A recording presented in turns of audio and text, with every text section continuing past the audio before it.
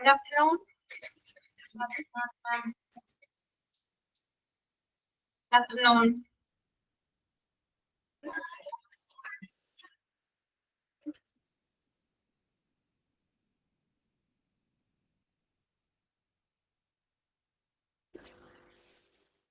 എല്ലാവർക്കും good afternoon. Okay, നമുക്ക് start ചെയ്യാം അല്ലേ? പ്രയർ.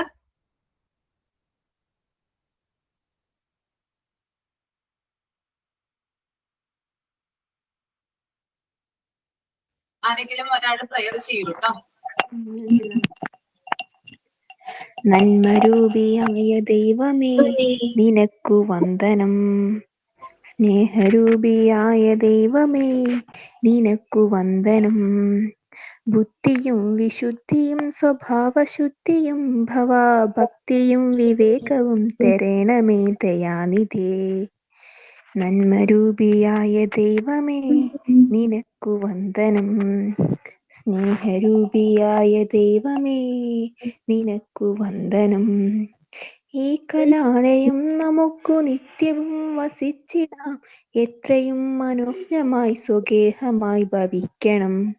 നന്മരൂപിയായ ദൈവമേ നിനക്കു വന്ദനം. സ്നേഹരൂപിയായ ദൈവമേ നിനക്കു വന്ദനം. Thank you miss. ഓക്കെ, ഒരാള് സൈൻ ഇൻ ചെയ്യൂ. സൈൻ ഇൻ ചെയ്യാം.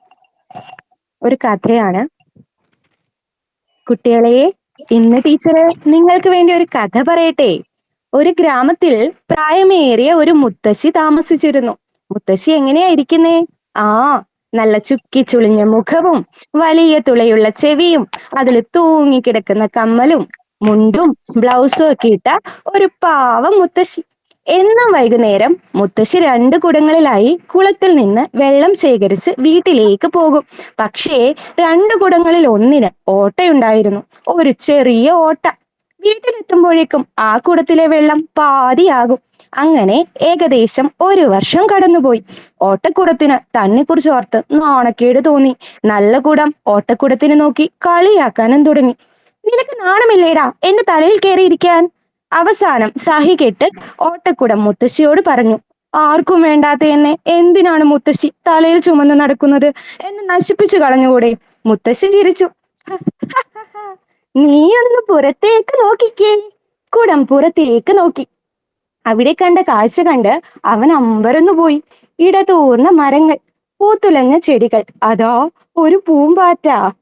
നീലിച്ച പൊട്ടുള്ള പാവാട ചുറ്റിയ ചേലഴും പൂമ്പാറ്റ കുഞ്ഞേ, ആരൂ നിനക്കീ അഴകുള്ള മിന്നുന്ന പാവാട തയ്പ്പിച്ചു തന്നു. എങ്ങും സൗരഭ്യം. എനിക്കറിയാമായിരുന്നു നിനക്ക് ഓട്ടയുണ്ടെന്ന്. പക്ഷേ നീയാണ് ഈ പൂന്തോട്ടമുണ്ടാക്കിയത്. അത് കേട്ടപ്പോൾ കുടത്തിന് സന്തോഷമായി. അവന് സ്വന്തം വില മനസ്സിലാവുകയും ചെയ്തു. നമ്മളും ചിലപ്പോഴൊക്കെ ഇങ്ങനെയുള്ള അവസ്ഥയിലൂടെ കടന്നുപോയിട്ടുണ്ടാവും. സംസാരശേഷി കുറവാണെന്നും പൊക്കവും വണ്ണവും കുറഞ്ഞുപോയെന്നും സമ്പാദ്യം കുറഞ്ഞുപോയെന്നും ഒക്കെ നമ്മൾ ആശങ്കാഭരിതരാണ്. മറിച്ച് നമ്മുടെ പോസിറ്റീവായ കാര്യങ്ങൾ കണ്ടെത്തി നമുക്ക് അതിൽ സന്തോഷം കണ്ടെത്തുവാനാകും. Thank you ma'am. Very good. Thought of the day ഉണ്ടോ? തോട്ട് ഓഫ് ദി ഡേ ഞാനാണ് മാം. മുന്തിരികൾ ഞെക്കി പിഴിയാതെ വൈൻ ഉണ്ടാക്കാൻ സാധ്യമല്ല. പൂക്കളെ ഞെരുക്കാതെ പെർഫ്യൂം ഉണ്ടാക്കാൻ സാധ്യമല്ല. അതുകൊണ്ട് ജീവിതത്തിൽ സമ്മർദ്ദങ്ങൾ ഉണ്ടാകുമ്പോൾ ഭയപ്പെടാതിരിക്കുക. കാരണം അത് നിങ്ങളിൽ ഏറ്റവും നല്ലതിനെ പുറത്തു കൊണ്ടുവരും. APJ അബ്ദുൽ കലാം.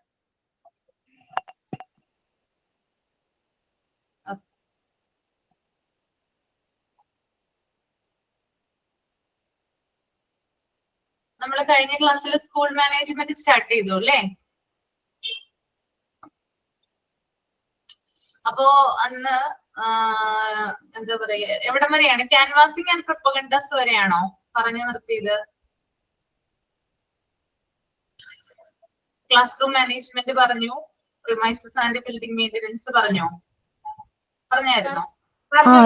അത് പറഞ്ഞുകൊണ്ടിരിക്കുകയാണ് മാം. അത് കഴിഞ്ഞോന്നറിയില്ല, അതുവരെയാണ് പറഞ്ഞത്.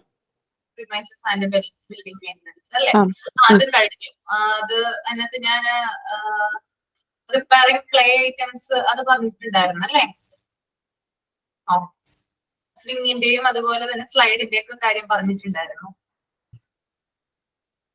നെക്സ്റ്റ് വരുന്നത് നമുക്ക് ഓഫീസ് മെയിൻ്റനൻസ് ആണ്. ഓഫീസ് മെയിൻ്റനൻസിൽ പ്രധാനമായിട്ടും വരുന്നത് റെക്കോർഡ് കീപ്പിംഗ് ആണ് കേട്ടോ. റെക്കോർഡ് കീപ്പിംഗ് ആണ്, അതായത് പലതരത്തിലുള്ള റെക്കോർഡ്സ് ഉണ്ട് അല്ലെ, രജിസ്റ്ററുകള് സ്കൂളുകളിൽ സൂക്ഷിക്കാം. എന്തൊക്കെ രജിസ്റ്ററുകളാണ് സൂക്ഷിക്കുന്നത് സ്കൂളുകളിൽ, സ്കൂളിന്റെ ഓഫീസിൽ?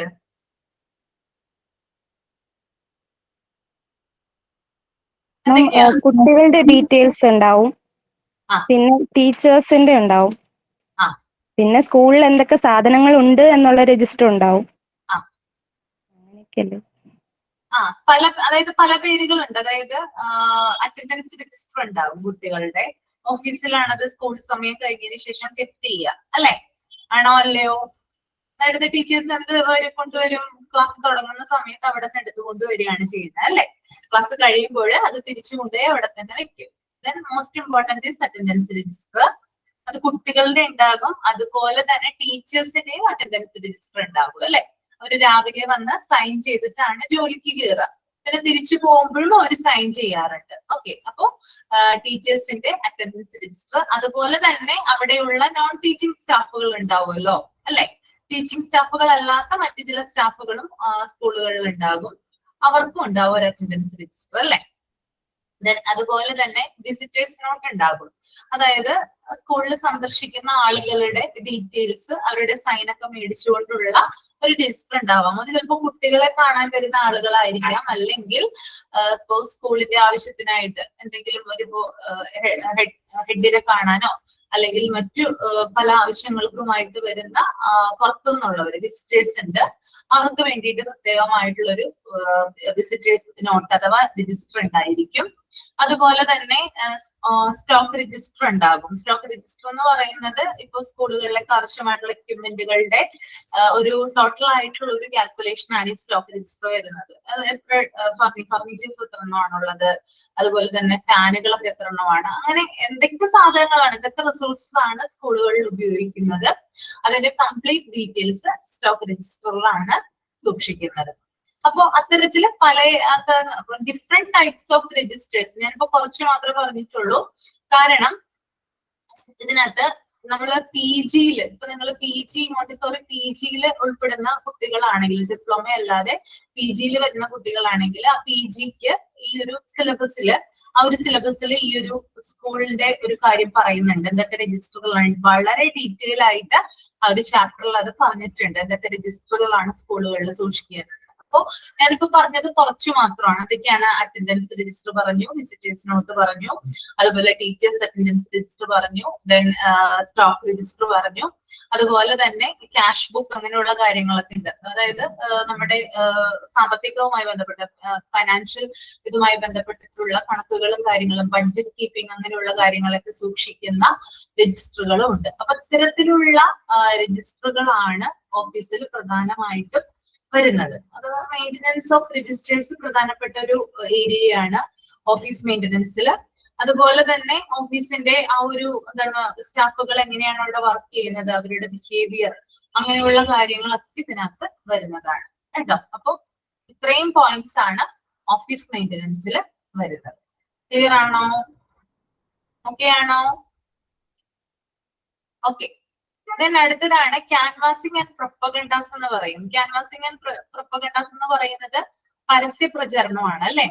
അതായത് ഈ ഒരു സ്കൂളിന്റെ എന്താ പറയാ, സ്കൂൾ പ്രവർത്തിക്കുന്നതിന് ചില സ്കൂളുകളൊക്കെ എന്ത് ചെയ്യാറുണ്ട്, ക്യാൻവാസ് നടത്താറുണ്ട്. അതായത് കുട്ടികളെ ക്യാച്ച് ചെയ്യാറുണ്ട്.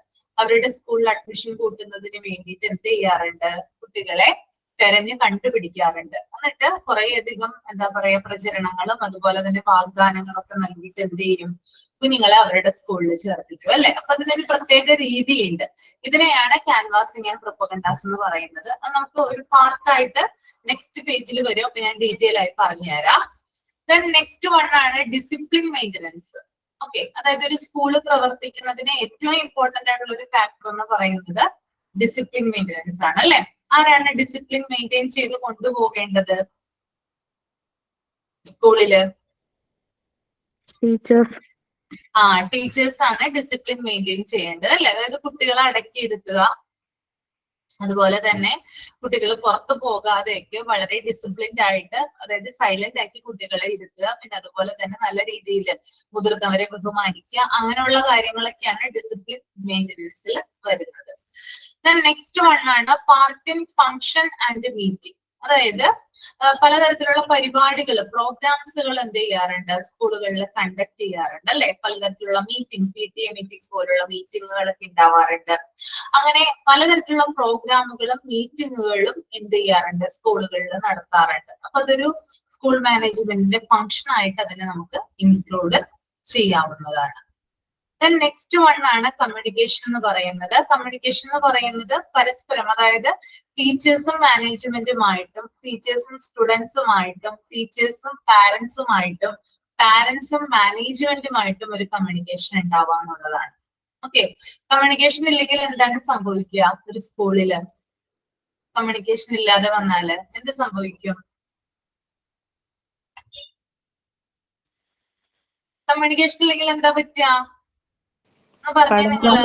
പഠനത്തെ അച്ചടക്കത്തെയൊക്കെ ബാധിക്കും. പ്രോപ്പർ ആയിട്ട് സ്കൂൾ പ്രവർത്തിക്കില്ല അല്ലെ. പരസ്പരം ഒരു കമ്മ്യൂണിക്കേഷൻ ഉണ്ടെങ്കിൽ മാത്രമാണ് നല്ല രീതിയിൽ എന്ത് ചെയ്യുള്ളൂ, ഒരു സ്കൂൾ പ്രവർത്തിക്കുള്ളൂ അല്ലെ. ആരുമായിട്ടും മിണ്ടുന്നില്ല, ആരുമായിട്ട് കോണ്ടാക്ട് ഇല്ലെങ്കിൽ കുട്ടികളുടെ കാര്യം അറിയാൻ പറ്റില്ല. അതുപോലെ തന്നെ ടീച്ചേഴ്സ് എങ്ങനെയാണ് അവർ പഠിപ്പിക്കുന്നത്, അതുപോലെ തന്നെ കുട്ടികൾ എങ്ങനെയാണ് തിരിച്ചങ്ങോട്ട് ബിഹേവ് ചെയ്യുന്നത്, ഇങ്ങനെയുള്ള ഒരു കാര്യങ്ങളും കമ്മ്യൂണിക്കേഷനിലേക്ക് നടക്കില്ല അല്ലെ. നിങ്ങളുടെ കുട്ടികളുടെ ടീച്ചേഴ്സിന്റെ ഫോൺ നമ്പർ നിങ്ങളുടെ കയ്യിൽ ഉണ്ടാവും അല്ലെ. ഇല്ലേ, എല്ലാവരുടെയും കയ്യിലില്ലേ കുട്ടികളുടെ ടീച്ചേഴ്സിന്റെ ഫോൺ നമ്പർ? എന്തിനു വേണ്ടിയിട്ടാണ് നമ്മളത് കീപ്പ് ചെയ്യുന്നേ? അതായത് ആ ടീച്ചറുമായിട്ടൊരു കോണ്ടാക്ട് ഉണ്ടെങ്കിലാണ് കുട്ടികളുടെ ഓരോ കാര്യങ്ങളും നമുക്ക് ചോദിച്ചറിയാനായിട്ട് സാധിക്കുകയുള്ളൂ അല്ലെ. അവർ ഇങ്ങോട്ടും വിളിച്ചു പറയും, നമ്മൾ അങ്ങോട്ടും വിളിക്കും അല്ലെ. എന്തെങ്കിലും ആവശ്യത്തിനാണ്, അല്ലെങ്കിൽ കുട്ടിയുടെ കാര്യത്തിൽ ഇന്നതുപോലെ ശ്രദ്ധിക്കണം, അല്ലെങ്കിൽ കുട്ടിയുടെ എല്ലാത്തരം കാര്യങ്ങളും, അതിപ്പോ ഡെവലപ്മെന്റ് ആകട്ടെ, അല്ലെങ്കിൽ എന്താ പറയാ വീക്ക് ആയിട്ടുള്ള എന്തെങ്കിലും കാര്യങ്ങളാവട്ടെ, എന്ത് തന്നെ ആയാലും അത് ഇങ്ങോട്ട് വിളിച്ചു പറയാനും നമ്മൾക്ക് കുട്ടിയെ പറ്റി അങ്ങോട്ടും വിളിച്ചു ചോദിക്കാനും ആ ഒരു കോണ്ടാക്ട് ആവശ്യമാണ് അല്ലെ. അപ്പൊ കമ്മ്യൂണിക്കേഷൻ എന്ന് പറയുന്നത് വളരെ ഇമ്പോർട്ടന്റ് ആണ്. അത് പല രീതിയിലാണുള്ളത്. ടീച്ചറും അതുപോലെ സ്റ്റുഡന്റുമായിട്ടൊരു കമ്മ്യൂണിക്കേഷൻ വേണം. അവർ രണ്ടുപേരും തമ്മിൽ കമ്മ്യൂണിക്കേഷൻ ഉണ്ടായാലാണ് പ്രോപ്പർ ആയിട്ട് അവരുടെ സ്റ്റഡീസിനെ അത് ബാധിക്കുള്ളൂ അല്ലെ. അതുപോലെ തന്നെ പാരന്റ്സും ടീച്ചേഴ്സുമായിട്ട് കമ്മ്യൂണിക്കേഷൻ വേണം. ഓക്കെ, പിന്നെ അതുപോലെ തന്നെ ടീച്ചേഴ്സും മാനേജ്മെന്റുമായിട്ട് കമ്മ്യൂണിക്കേഷൻ വേണം. കുട്ടികൾക്ക് എന്തെങ്കിലും ആവശ്യങ്ങളോ കാര്യങ്ങളോ ഒക്കെ ഉണ്ടെങ്കിൽ അത് മാനേജ്മെന്റ് വഴിയാണ് ടീച്ചേഴ്സ് എന്ത് ചെയ്യുന്നത്, സാധിച്ചു കൊടുക്കുന്നത്. അപ്പോ എന്തെങ്കിലും പ്രശ്നങ്ങളോ കാര്യങ്ങളോ ഒക്കെ ഉണ്ടെങ്കിൽ മാനേജ്മെന്റിനെ നേരിട്ട് കോണ്ടാക്ട് ചെയ്യണം അല്ലെ. അപ്പോ ആ ഒരു കോണ്ടാക്റ്റും ഇവിടെ ആവശ്യമാണ്. അതുപോലെ തന്നെ മാനേജ്മെന്റ് പാരന്റ്സുമായിട്ട്, അതായത് ഇത്തരത്തിലുള്ള എന്തെങ്കിലും ഡിസ്പ്യൂട്ട്സ്, തർക്കങ്ങൾ ഉണ്ടാവുകയാണെങ്കിൽ, അല്ലെങ്കിൽ എന്തെങ്കിലും പ്രശ്നങ്ങൾ ഉണ്ടാവുകയാണെങ്കിലൊക്കെ മാനേജ്മെന്റിനും അതുപോലെ തന്നെ പാരന്റ്സും തമ്മിൽ കമ്മ്യൂണിക്കേറ്റ് ചെയ്യാനായിട്ട് സാധിക്കണം. Okay, that is communication. Okay, then last one ആണ് ഫൈനാൻഷ്യൽ അസിസ്റ്റൻസ് അല്ലെ. വളരെ വളരെ ഇമ്പോർട്ടന്റ് ആണ് അല്ലെ. ഒരു സ്കൂള് പ്രവർത്തിക്കണമെങ്കിൽ പണം ആവശ്യമാണ് അല്ലെ. പണം ഇല്ലെങ്കിൽ എന്ത് ചെയ്യാൻ പറ്റില്ല? സ്കൂളിൽ പ്രവർത്തിക്കാനായിട്ട് പറ്റുമോ? ഒരിക്കലുമില്ല. അത് സ്കൂളിന് മാത്രമല്ല കേട്ടോ, ഒരു വ്യക്തി എന്ന രീതിയിൽ, ഒരു മനുഷ്യൻ എന്ന രീതിയിലും പണം ഉണ്ടെങ്കിൽ മാത്രമേ നമുക്ക് ജീവിക്കാനായിട്ട് പറ്റൂ അല്ലെ. അങ്ങനെയുണ്ടോ? അല്ലെ. അതായത് നമ്മള് ഭൂമിയിൽ ജീവിച്ചിരിക്കുന്ന അത്രയും കാലം നമുക്ക് എന്താവശ്യമാണ്? എന്താവശ്യമാണ്? പണം ആവശ്യമാണ് അല്ലെ. ചില ആളുകൾ പറയാറുണ്ട്, എന്തിനാണ് ഇങ്ങനെ പണം സമ്പാദിക്കുന്നത്? നമ്മൾ മരിക്കുമ്പോ നമ്മളത് തിരികെ കൊണ്ടുപോകുന്നില്ലല്ലോ. മരിക്കുമ്പോ നമുക്ക് ആവശ്യം വരുന്നില്ല അല്ലെ. മരിച്ചതിന് ശേഷവും നമുക്ക് ആവശ്യം വരുന്നില്ല. എന്താണ് ജീവിച്ചിരിക്കുമ്പോ അത് വേണ്ടേ? എന്താണ് എനിക്ക് മനസ്സിലായില്ല. നമ്മള് ജീവിച്ചിരിക്കുമ്പോ പണം ഇല്ലാണ്ട് നമ്മള് മരിക്കുന്നത് വരെ അത്യാവശ്യത്തിന് നമ്മുടെ കയ്യിൽ പൈസ വേണം അല്ലെ. എന്നാൽ മാത്രമാണ് നമ്മുടെ എല്ലാ കാര്യങ്ങളും നടക്കുക അല്ലെ. പണം കൊടുത്താലാണ് നമുക്ക് എന്തും കിട്ടുക. അപ്പൊ ചോദിക്കും, പണം കൊടുത്താൽ സ്നേഹം കിട്ടുമെന്ന് ചോദിക്കും. ഒരു പരിധി വരെ നമുക്ക് സ്നേഹം കിട്ടും കേട്ടോ പണം കൊണ്ട്. ഒരു പരിധി വരെ, കൂടുതലല്ല, ഒരു പരിധി വരെ നമുക്ക് കിട്ടും. കാരണം ഒരു സ്ത്രീക്ക് ഒരു ജോലി ഉണ്ടെങ്കിൽ ആ ജോലിയിലൂടെ അവൾക്ക് സമ്പാദിക്കാനായിട്ട് പറ്റും അല്ലെ. ആ സമ്പാദ്യത്തിലൂടെ അവൾക്ക് സമൂഹത്തിന്റെയും ഫാമിലിയുടെയും റെസ്പെക്ട് തിരിച്ചു കിട്ടാൻ പറ്റും അല്ലെ. ശരിയല്ലേ ഞാൻ പറഞ്ഞത്? എല്ലാരും യോജിക്കുന്നുണ്ടോ? അപ്പൊ ഒരു പരിധി വരെ, ഒരു ലിമിറ്റ് വരെ നമുക്ക് എന്താ പറയാ സ്നേഹം അല്ലെങ്കിൽ റെസ്പെക്ട് എന്ന് പറയുന്നത് നമുക്ക് പണം കൊണ്ട് നേടാനായിട്ട് സാധിക്കും. പക്ഷെ നമ്മള് എന്താ പറയാ ഭയങ്കരമായിട്ട് പണക്കാരായിട്ടുള്ള വ്യക്തികളുണ്ട് അല്ലെ. ആ പണക്കാരായിട്ടുള്ള ആളുകൾക്ക് ചിലപ്പോ പണം ധാരാളം ഉണ്ടെങ്കിൽ കൂടിയും ചിലപ്പോ മനസ്സമാധാനം ഉണ്ടായെന്ന് വരില്ല.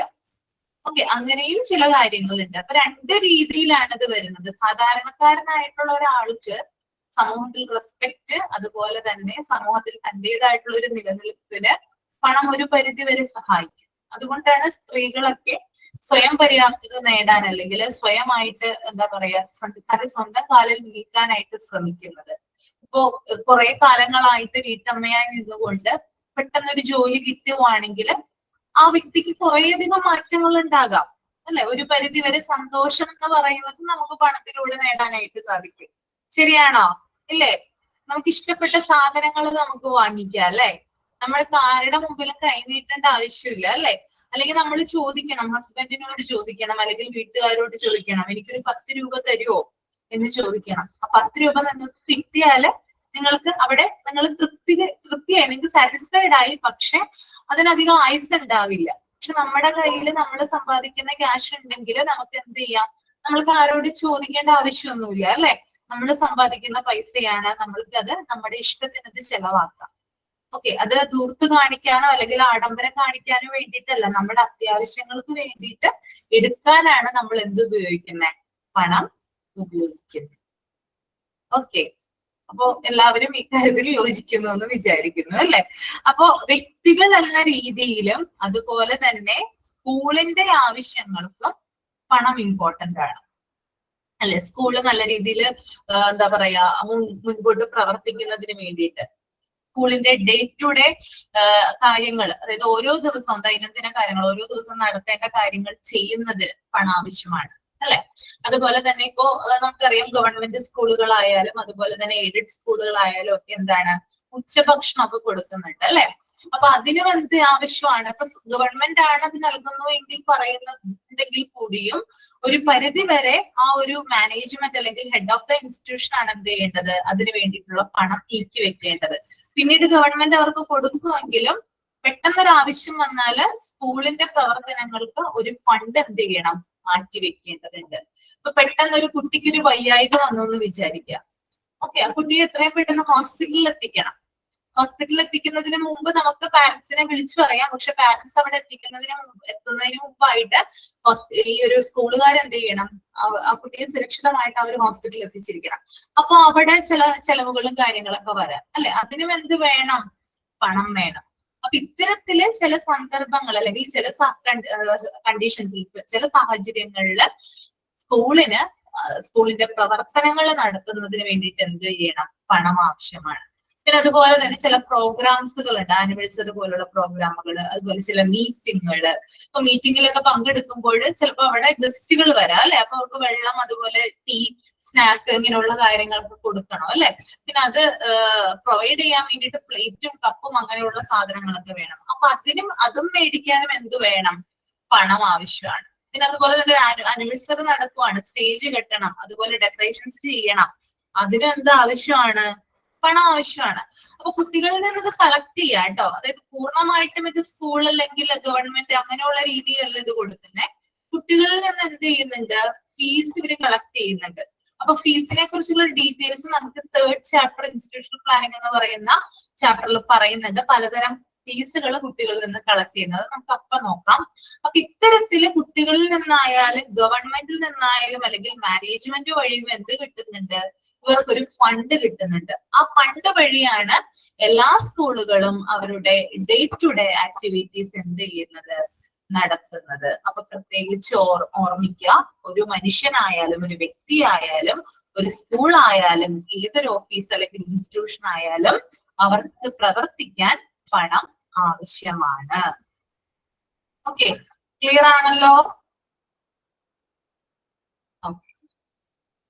അപ്പൊ ഇത്രയും പോയിന്റ്സ് ആണ്, ഇതിന്റെ എക്സ്പ്ലനേഷൻ ആണ് ഞാനിപ്പോ പറഞ്ഞു തന്നത്. അതിനകത്ത് 2 പോയിന്റുകളാണ് പ്രധാനമായിട്ട് ഞാൻ എഴുതിയെടുക്കാൻ പറഞ്ഞത്. ബാക്കിയുള്ളത് ഇങ്ങനെ പറഞ്ഞു പോവുക മാത്രമേ ചെയ്തുള്ളൂ കേട്ടോ.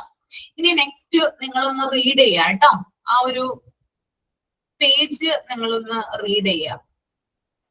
ക്യാൻവാസിങ് ആൻഡ് പ്രൊപ്പഗണ്ടാസ് ഉണ്ടല്ലോ, അതിന്റെ മുകളിൽ കാണുന്ന പാരാഗ്രാഫ് വരെ നിങ്ങൾ വായിച്ചു തീർക്കുക.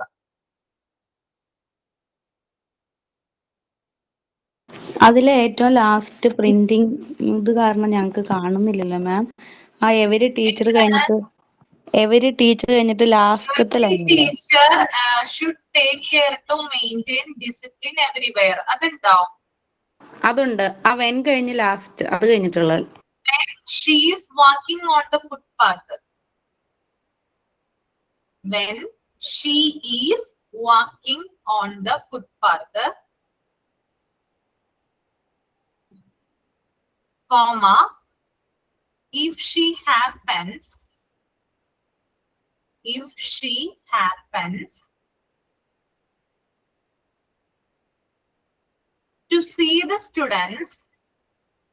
to see the students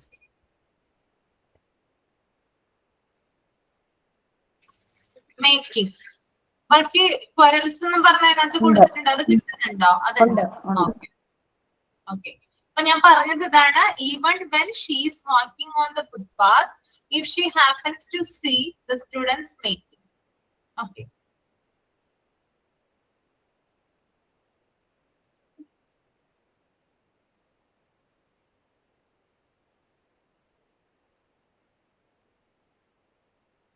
ഞാൻ റീഡ് ചെയ്തോളൂ കേട്ടോ നിങ്ങള്.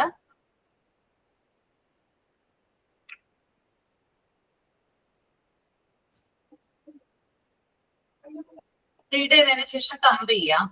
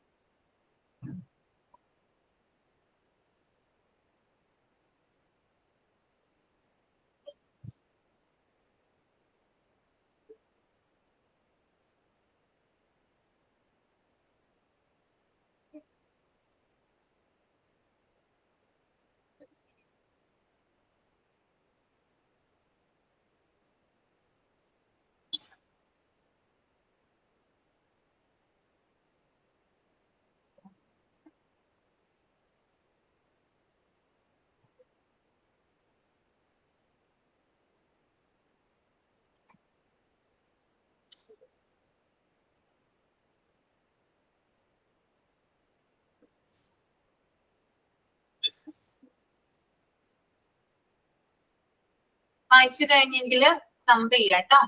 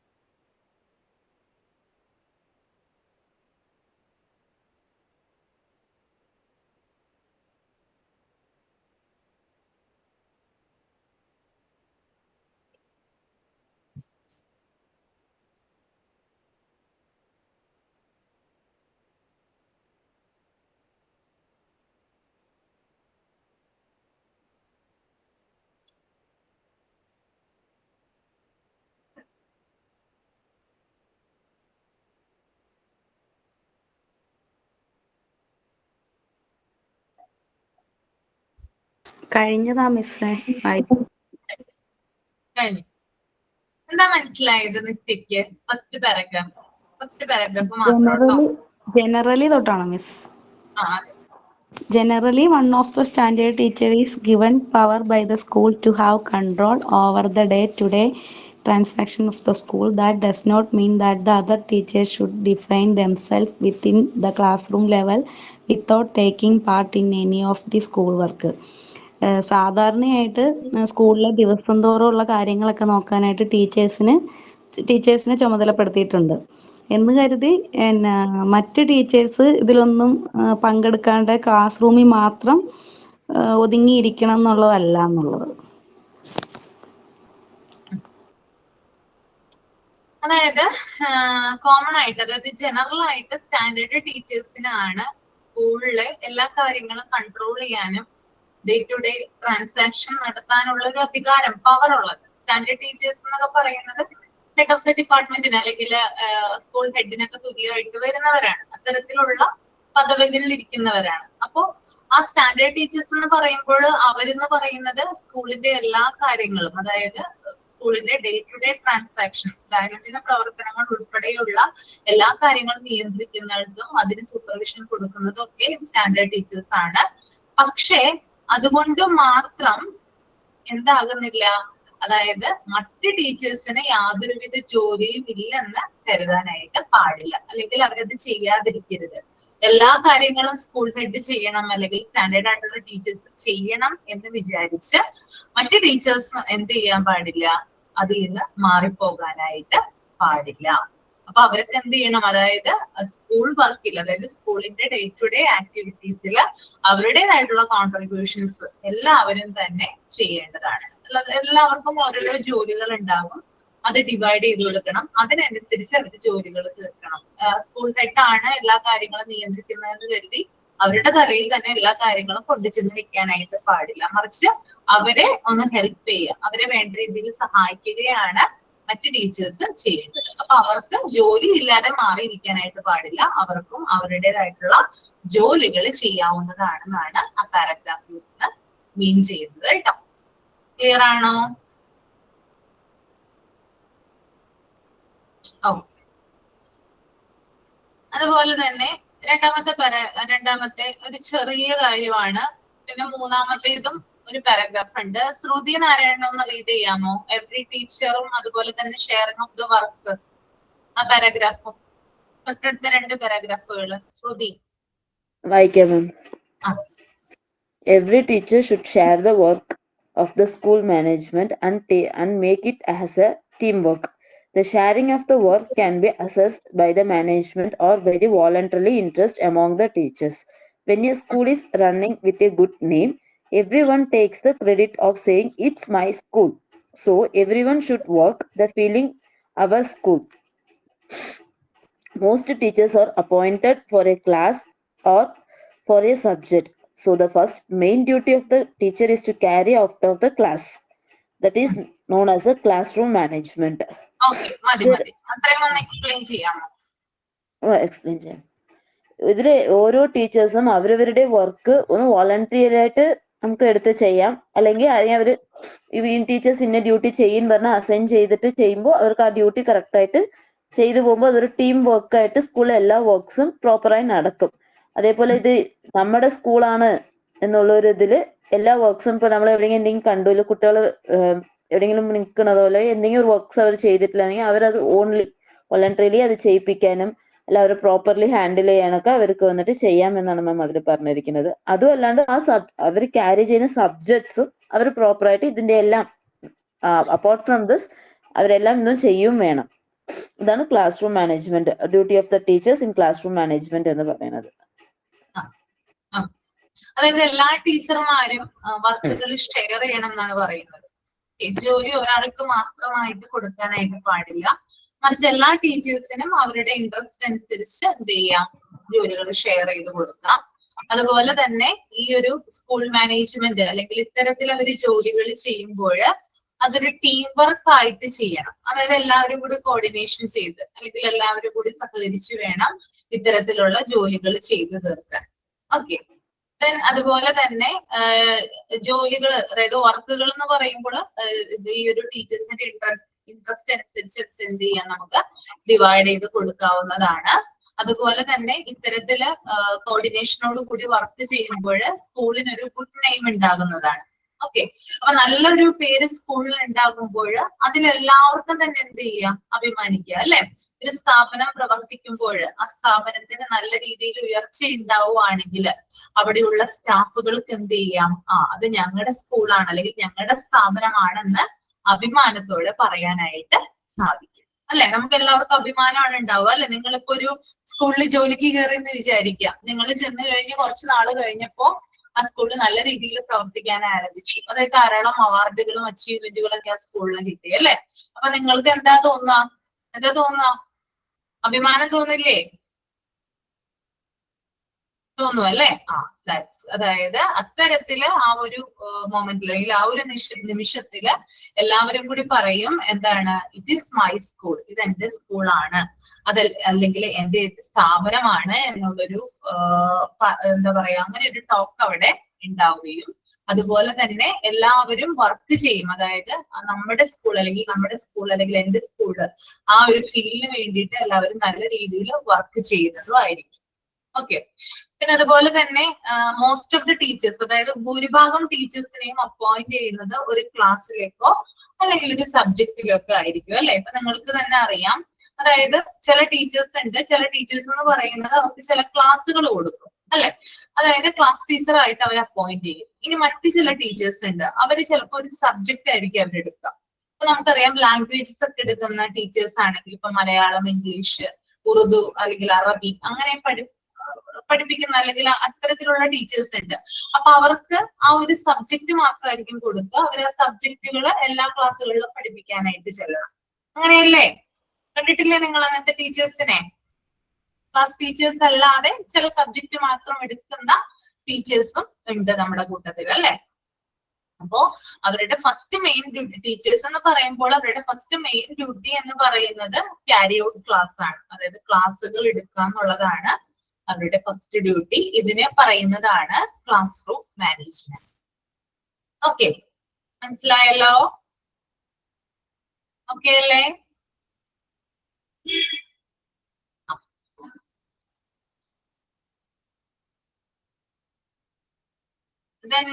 നെക്സ്റ്റ് ഒരാളൊന്ന് റീഡ് ചെയ്യേ കേട്ടോ. അടുത്ത പാരാഗ്രാഫ് തുടങ്ങി. Every teacher should take care.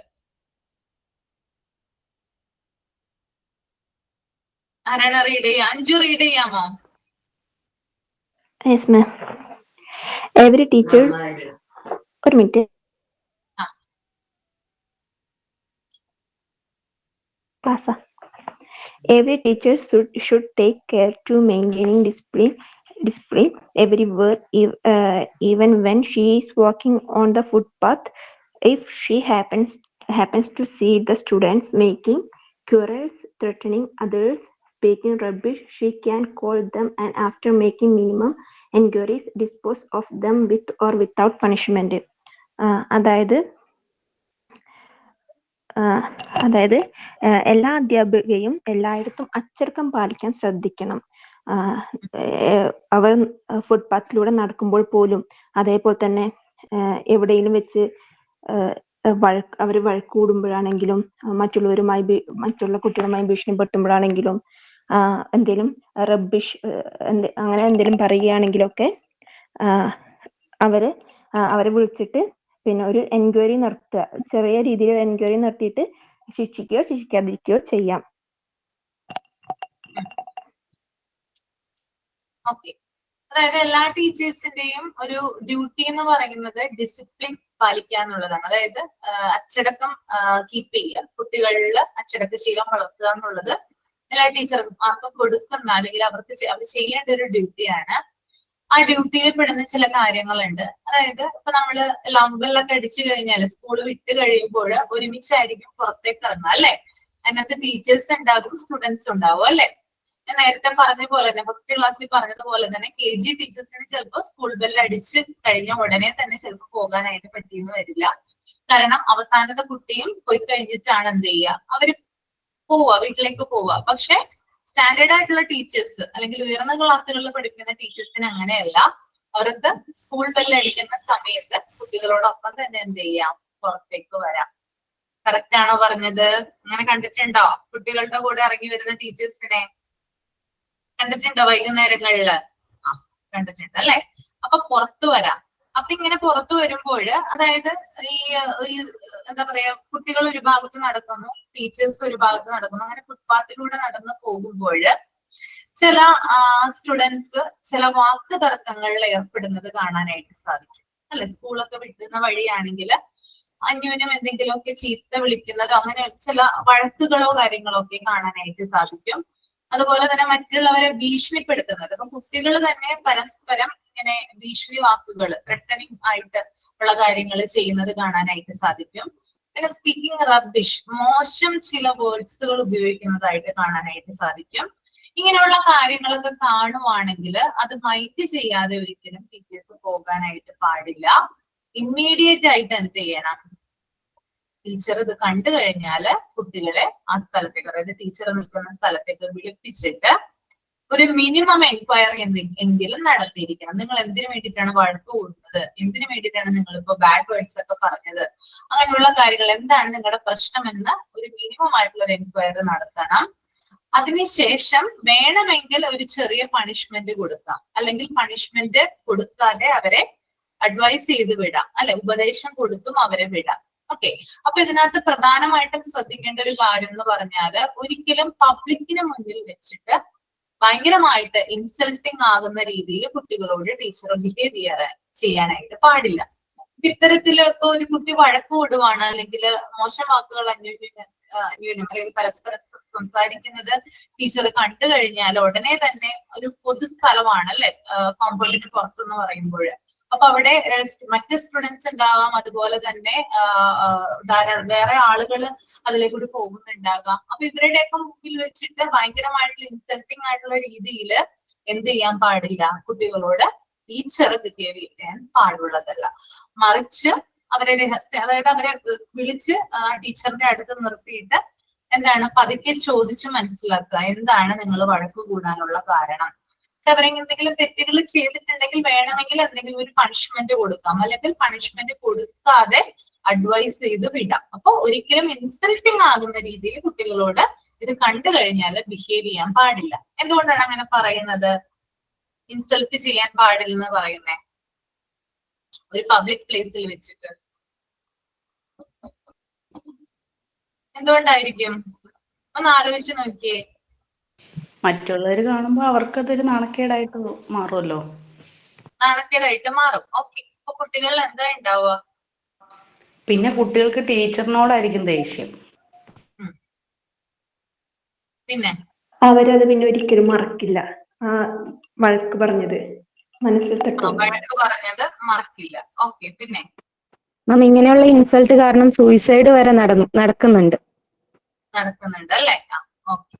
പിന്നെ ഇനിയും പോയിന്റ് ഉണ്ട്. ഇങ്ങനെ ഒരു ഇൻസൾട്ട് നടന്ന് മറ്റുള്ളവരുടെ മുമ്പ് വെച്ച് ഇതിനെ ഇങ്ങനെ ഇൻസൾട്ട് ചെയ്തതിന് കാരണം പിന്നീട് ആ കുട്ടി അത് ആവർത്തിക്കാൻ ചാൻസ് കാണും ചിലപ്പോൾ. യെസ്, അതാണ് പോയിന്റ്. സഫീന പറഞ്ഞതാണ്. അതായത് ഇങ്ങനെ ഒരു ടീച്ചർ മറ്റുള്ളവരുടെ മുമ്പിൽ വെച്ച് ഇൻസൾട്ട് ചെയ്ത് കഴിഞ്ഞാൽ വീണ്ടും അവർ ആ തെറ്റ് ആവർത്തിക്കാനായിട്ട് ചാൻസ് ഉണ്ട്. ഓക്കെ.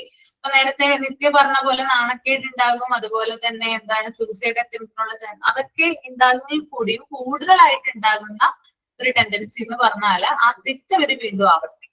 അതാണ് ഉണ്ടാവുക. ഓക്കെ. അപ്പൊ അതിപ്പോ നമ്മുടെ കുട്ടികളായാലും, ഇപ്പൊ നമ്മുടെ കുട്ടികൾ എന്തെങ്കിലും തെറ്റ് ചെയ്തു, വീട്ടിൽ വെച്ച് എന്തെങ്കിലും തെറ്റ് ചെയ്തു, അപ്പൊ പുറത്തുനിന്ന്, അതായത് നമുക്ക് വീട്ടിൽ ഗസ്റ്റുകളോ ആരെങ്കിലും ഉണ്ടെങ്കിൽ തന്നെയും കൂടി അവരുടെ മുമ്പിൽ വെച്ചിട്ട് എന്ത് ചെയ്യാൻ പാടില്ല, ആ കുട്ടിയെ അധിക്ഷേപിക്കാനായിട്ട് പാടുള്ളതല്ല. കുട്ടികളുടെ മനസ്സിനെ, കുഞ്ഞുങ്ങളുടെ മനസ്സെന്ന് പറയുന്നത് കുഞ്ഞു മനസ്സാണ് അല്ലെ. അവരുടെ ഭാഗത്തു നിന്ന് തെറ്റുകളും കുറ്റങ്ങളും ഒക്കെ ഉണ്ടാകാം, പക്ഷെ അതൊരിക്കലും മറ്റുള്ളവരുടെ മുമ്പിൽ വെച്ച് നമ്മൾ പറയരുത്. അപ്പൊ ഭയങ്കരമായിട്ട് ഒരു എന്താ പറയാ, നമ്മുടെ മനസ്സിനെ തന്നെ ഭയങ്കരമായിട്ട് അത് ഡൗൺ ആക്കി കളയും. ഓക്കെ. അതായത് അത്രയും ഉള്ളല്ലോ തന്റെ വാല്യൂ, അല്ലെങ്കിൽ തന്നെ ഇത്രയും വില നൽകുന്നുള്ളൂ, അല്ലെങ്കിൽ ആ ഒരു രീതിയിൽ വരെ കുട്ടി ചിന്തിച്ചിരിക്കും. അതുപോലെ തന്നെ കുട്ടി ആ തെറ്റ് എന്താണോ ആ തെറ്റ് ചെയ്തത് കുട്ടി അത് വീണ്ടും ആവർത്തിക്കാനായിട്ട് ചാൻസും കൂടുതലാണ്. അപ്പൊ പ്രത്യേകം ഇത് ശ്രദ്ധിക്കുക കേട്ടോ. കുഞ്ഞുങ്ങളുടെ മുമ്പിൽ വെച്ചിട്ട് നമ്മൾ കുഞ്ഞുങ്ങളെ അധിക്ഷേപിക്കുന്ന രീതിയിലുള്ള കാര്യങ്ങൾ ഒന്നും തന്നെ പറയാനായിട്ട് പാടില്ല. നമ്മൾ വിചാരിക്കും അത് പറഞ്ഞു കഴിഞ്ഞാൽ അവർ ഓക്കെ ആവും, പക്ഷെ അതിന്റെ ഓപ്പോസിറ്റ് റിസൾട്ട് ആണ് ഉണ്ടാവുക. നമ്മൾ എന്താണോ ഉദ്ദേശിച്ച കാര്യം അത് നേരെ ഓപ്പോസിറ്റ് ആയിട്ട് വരും. ഓക്കെ. നമ്മൾ ചിലപ്പോൾ കുട്ടിയുടെ നല്ലതിന് വേണ്ടിയായിരിക്കും പറയുന്നത്, പക്ഷെ അവരത് അങ്ങനെ എടുക്കണം എന്നില്ല. ഓക്കെ. അവരത് കേൾക്കില്ല. അത് എന്താ പറയാ, ഒട്ടുമിക്ക കുഞ്ഞുങ്ങൾക്കും ഉള്ളതാണ് മറ്റുള്ളവരുടെ മുമ്പിൽ വെച്ച് തന്റേതായിട്ടുള്ള കാര്യങ്ങൾ ഒന്ന് തുറന്നു പറയാനായിട്ട് പാടില്ല എന്നുള്ളത്. എന്തൊരു കാര്യമാണെങ്കിലും അത്, അതായത് തന്റെ കൂട്ടുകാരുടെ മുമ്പിൽ വെച്ചായാൽ പോലും ചില കുഞ്ഞുങ്ങൾ എന്റെ കൂട്ടുകാരുടെ മുമ്പിൽ വെച്ചിട്ട് ഇപ്പൊ പാരന്റ്സ് ഒക്കെ ചെയ്യുമ്പോൾ എന്താ പറയാ, അധികം നല്ല രീതിയിൽ സംസാരിക്കുന്ന കുഞ്ഞുങ്ങളൊക്കെ ആയിരിക്കും ചിലപ്പോ. പക്ഷെ പാരന്റ്സ് ഒക്കെ സ്കൂളിൽ ചെല്ലുന്ന സമയത്ത് ഒതുങ്ങിയൊക്കെ ഇരിക്കുന്നത് കാണാം. പിന്നെ അനാവശ്യമായിട്ട് പാരന്റ്സിനെ കൊണ്ട് മറ്റുള്ളവരോട് സംസാരിപ്പിക്കുകയൊന്നുമില്ല. അങ്ങനെ ചില കുഞ്ഞുങ്ങളെ കണ്ടിട്ടുണ്ടോ നിങ്ങള്? ഉണ്ടോ? ആരെങ്കിലും കണ്ടിട്ടുണ്ടോ? ഉണ്ട്. അപ്പൊ അത്തരത്തിലുള്ള, അതായത് ഭയങ്കരമായിട്ട് എന്താ പറയാ, ഒരു പെട്ടെന്ന് ഡൗൺ ആകുന്ന മൈൻഡ് ഒക്കെ ഉള്ളവരാണ് അങ്ങനത്തെ കുഞ്ഞുങ്ങൾ എന്നൊക്കെ പറയുന്നത്. അവർക്ക് ചിലപ്പോൾ ധൈര്യമൊക്കെ ഉണ്ടാകാം, പക്ഷെ നമ്മുടെ മുമ്പിലായിരിക്കും ചിലപ്പോൾ ധൈര്യവും കാര്യങ്ങളൊക്കെ കാണിക്കുന്നത്. പക്ഷെ പുറത്തേക്ക് ചെല്ലുമ്പോൾ വേറൊരു ക്യാരക്ടറായിട്ട് മാറുന്ന കുഞ്ഞുങ്ങളും ഉണ്ട്. അപ്പൊ അത്തരത്തിലുള്ള ആളുകളെ വളരെ, അല്ലെങ്കിൽ അങ്ങനെയുള്ള കുഞ്ഞുങ്ങളെ നമ്മൾ വളരെ ശ്രദ്ധിച്ചിട്ട് വേണം കൈകാര്യം ചെയ്യാനായിട്ട്. ഓക്കെ. അപ്പൊ അതാണ് അവിടെ പറയുന്നത് കേട്ടോ. അതുപോലെ തന്നെ നെക്സ്റ്റ് ഒരു 2 ലൈൻസ് കൊടുത്തിട്ടുണ്ട്.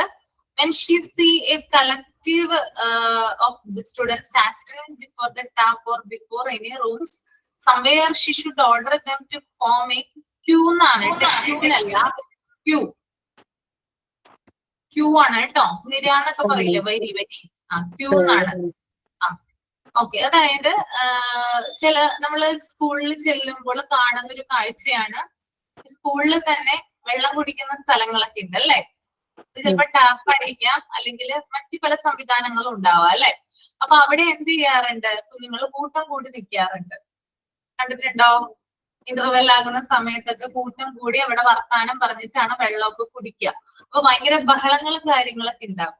അപ്പൊ വേറെ ചില ക്ലാസ്സുകളിൽ ചിലപ്പോ ക്ലാസ്സുകൾ നടക്കുന്നുണ്ടാകും. വലിയ ക്ലാസ്സുകളിലൊക്കെ ആണെങ്കിൽ ക്ലാസ്സുകൾ ഇങ്ങനെ നടക്കുന്നുണ്ടാകും. അപ്പൊ ഇവരുടെ ഒച്ച കാരണം ചിലപ്പോൾ അവർക്ക് ഡിസ്റ്റർബൻസോ കാര്യങ്ങളോ ഒക്കെ ഉണ്ടാവാൻ സാധ്യതയുണ്ട്. കുഞ്ഞു കുട്ടികളുടെ കാര്യമാണ് പറയുന്നത്. വലിയ കുട്ടികൾ ഇത് ചെയ്യാറുണ്ട്, എന്നാലും കുഞ്ഞു കുട്ടികളൊക്കെ ആവുമ്പോൾ ഇങ്ങനെ ഭയങ്കര ബഹളങ്ങളോ കാര്യങ്ങളോ ഒക്കെ ഉണ്ടാവാറുണ്ട്. അപ്പൊ എന്ത് ചെയ്യാറുണ്ട്, ടീച്ചർ അവരെ അവിടെ നിന്ന് വിളിച്ചിട്ട് ക്യൂ ആയിട്ട് ക്ലാസ്സിലേക്ക് കയറ്റണം. ഈ ഒരു കാഴ്ച കണ്ടു കഴിഞ്ഞാൽ, അല്ലെങ്കിൽ ക്യൂ ആയിട്ട് അവരെ അവിടെ നിർത്തണം, സൈലന്റ് ആയിട്ട് അവരെ നിർത്തിയിരിക്കണം. Okay.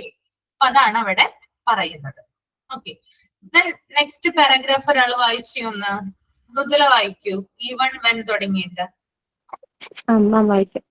Even when the prayer is going on, 1 or 2 teachers should take the charges of going around the school to check the person, enquiring the students hiding in the classes and those who are acting time near the sources and near the latrine and the urinal.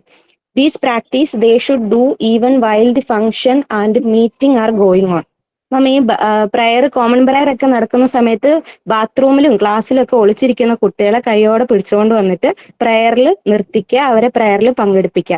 അങ്ങനെ ചെയ്യുന്നത് വഴി അവർക്ക് common മീറ്റിങ്ങിനും ഫംഗ്ഷനും ഒക്കെ പങ്കെടുക്കാനുള്ള ഒരു ത്വര കൂടും.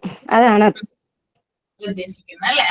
നമ്മൾ കാണാറുണ്ട് പ്രെയർ ഒക്കെ നടക്കുന്ന സമയത്ത് അല്ലെങ്കിൽ അസംബ്ലി ഒക്കെ കൂടുന്ന സമയത്ത് അല്ലെ, അതായത് ചില ടീച്ചേഴ്സ്, അത് ചിലപ്പോ 2-3 ടീച്ചേഴ്സ് ഒക്കെ ഉണ്ടാകാം, അവര് എന്ത് ചെയ്യാറുണ്ട്, ചെക്ക് ചെയ്യാറുണ്ട്, ഓവറോൾ സ്കൂള് മൊത്തം കറങ്ങി ഒന്ന് നോക്കും അല്ലെ.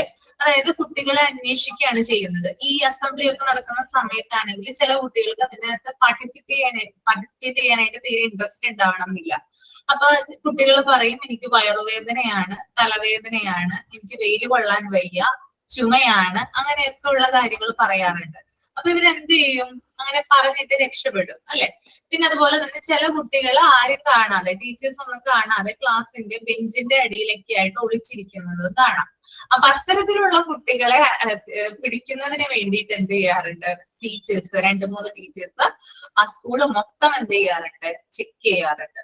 ഓക്കെ, അപ്പൊ അത് ക്ലാസ്സസിലാകാം, അതുപോലെ തന്നെ നമ്മുടെ എന്താ പറയുക യൂറിനൽസ് അല്ലെ, അതായത് ടോയ്ലറ്റുകളിലൊക്കെ പോയിട്ട് പതുങ്ങിയിരിക്കുന്ന കുഞ്ഞുങ്ങളുണ്ട്. അപ്പൊ അവരെയൊക്കെ നമുക്ക് എന്ത് ചെയ്യാം, ഈ അസംബ്ലി സമയത്ത് പിടിച്ച് നേരെ കൊണ്ടുവന്ന് അവിടെ നിർത്താം.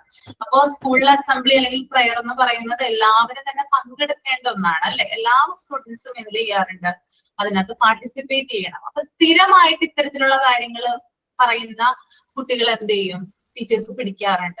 എപ്പോഴും തലവേദനയാണ് അല്ലെങ്കിൽ എപ്പോഴും വയറുവേദനയാണ്, അതായത് അസംബ്ലി ഉള്ള, ഇപ്പൊ എല്ലാ ദിവസവും അസംബ്ലി ചിലപ്പോൾ കൂടുന്നുണ്ടാവില്ല സ്കൂളുകളിൽ, ചില ദിവസങ്ങളിലായിരിക്കും അസംബ്ലി ഉണ്ടാവുക. അപ്പൊ അസംബ്ലി ഉള്ള സമയത്ത് എപ്പോഴും ഇങ്ങനെയുള്ള കാര്യങ്ങൾ പറയുന്നു, ബാക്കിയുള്ള സമയത്തൊന്നും കുഴപ്പമില്ല കുട്ടിക്ക്. അപ്പൊ അവർക്ക് മനസ്സിലാകും അത് അസംബ്ലിയിൽ പങ്കെടുക്കാനുള്ള, അല്ലെങ്കിൽ അവിടെ ചില എക്സസൈസും കാര്യങ്ങളൊക്കെ ചില സ്കൂളുകളിൽ ചെയ്യിക്കാറുണ്ടല്ലോ.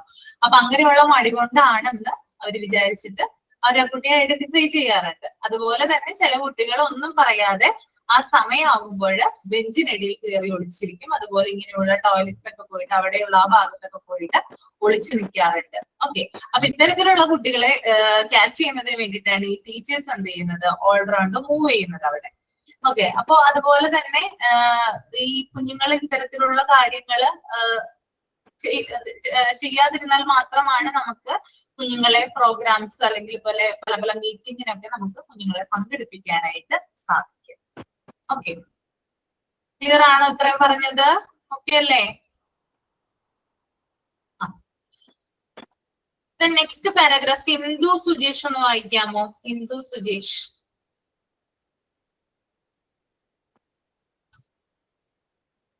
ഹിന്ദു മാം, ഇവൻ വെൻ തൊട്ടല്ലേ? ഇവൻ വെൻ അല്ല, ഈ സ്റ്റുഡൻസ്. ഇവൻ വെൻ ഞാൻ പറഞ്ഞു കഴിഞ്ഞു. If students are taking lunch in a common place, few teachers should take the chance of